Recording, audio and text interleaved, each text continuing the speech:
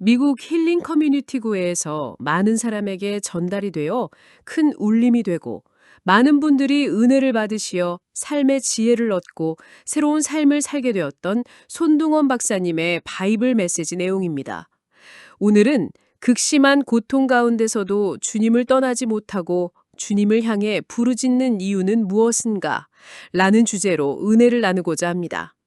손동원 박사님께서 이렇게 말했습니다. When Christ calls a man, he bids him come and die.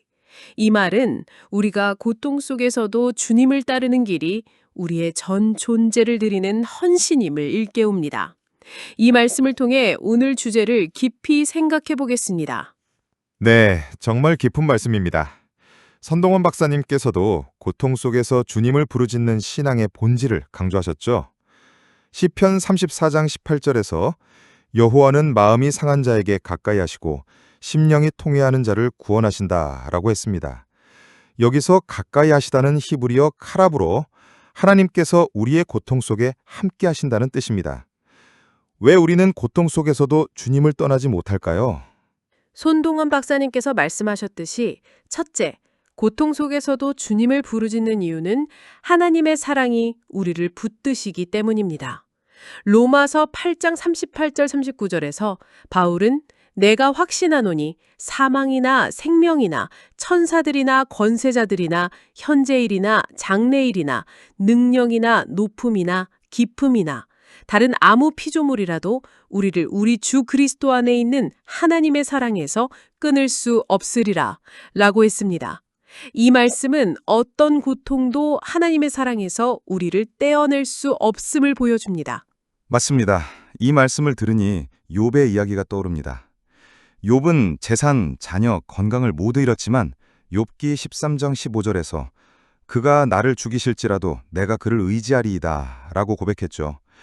욥은 고통 속에서도 하나님의 사랑을 믿었기에 주님을 떠나지 못했습니다. 이 신앙이 우리에게 큰 교훈을 줍니다. 정말 그렇습니다. 손동환 박사님께서 욥의 신앙을 자주 언급하시며 고통이 우리를 하나님께 더 가까이 이끈다고 하셨죠.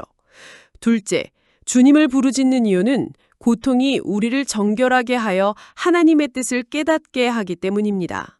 이사야 48장 10절에서 보라, 내가 너를 연단하였으나 은처럼 하지 않고 고난의 풀무에서 너를 택하였느라 라고 했습니다.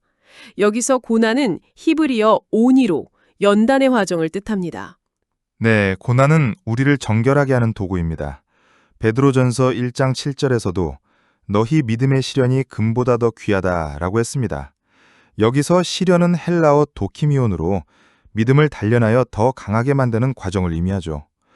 고통은 우리를 주님께 더 깊이 의지하게 합니다.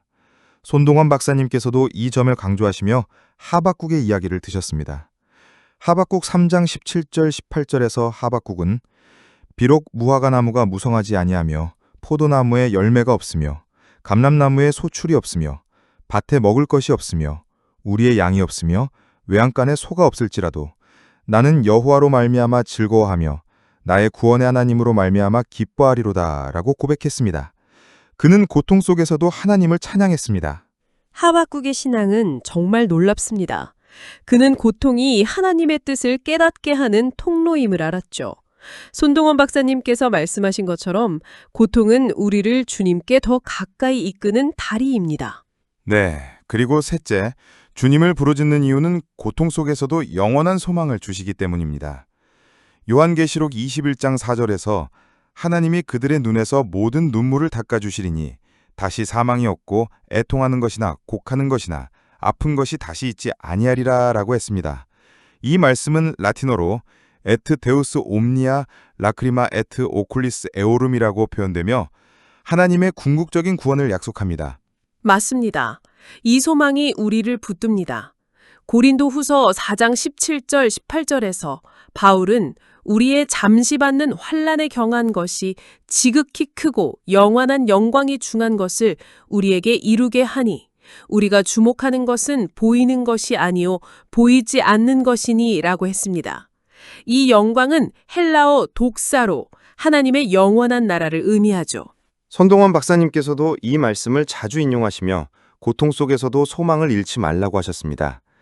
다윗의 삶을 보면 그는 사울의 추격과 전쟁의 고통 속에서도 시편 27장 1절에서 여호와는 나의 빛이요 나의 구원이시니 내가 누구를 두려워하리요라고 고백했습니다.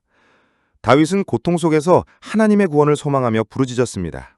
다윗의 신앙은 정말 우리에게 큰 도전을 줍니다. 고통이 클수록 주님을 향한 부르짖음은 더 간절해져야 합니다. 손동원 박사님께서도 이 점을 강조하셨죠. 말씀을 듣고 생활에 적용할 수 있는 실천 원칙 3가지입니다. 첫째, 고통 속에서 기도하며 하나님의 사랑을 구해야 합니다. 시편 55편 22절에서 내 짐을 여호와께 맡기라 그가 너를 붙드시리라 라고 했습니다. 기도는 고통 속에서 하나님의 사랑을 체험하는 통로입니다. 둘째, 하나님의 말씀을 묵상하여 고난의 의미를 깨달아야 합니다. 로마서 15장 4절에서 무엇이든지 전에 기록된 바는 우리의 교훈을 위하여 기록된 것이니 우리로 소망이 있게 하려 함이니라 라고 했습니다. 말씀을 통해 고통의 목적을 발견할 수 있습니다. 셋째, 이웃과 고통을 나누며 소망을 전해야 합니다. 갈라디아서 6장 2절에서 너희가 짐을 서로 지라 그리하여 그리스도의 법을 성취하라 라고 했습니다. 고통 속에서 사랑을 실천할 때 소망이 퍼져나갑니다. 네, 이 실천 원칙들은 손동원 박사님께서도 늘 강조하신 삶의 지침입니다. 고통 속에서도 주님을 부르짖는 신앙이 우리를 새롭게 합니다. 이제 결론을 맺겠습니다.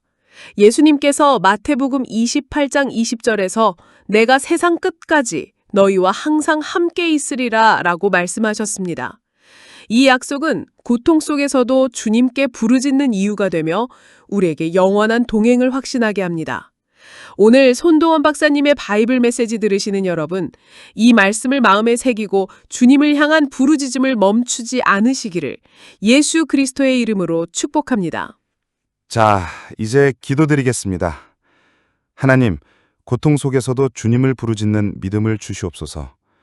주님의 사랑과 소망으로 우리를 붙드시고 말씀을 통해 정결함을 얻게 하시옵소서. 이웃과 고통을 나누며 주님의 사랑을 전하게 하시옵소서. 이 모든 말씀을 주님 되신 예수 그리스도의 이름으로 기도드립니다. 아멘.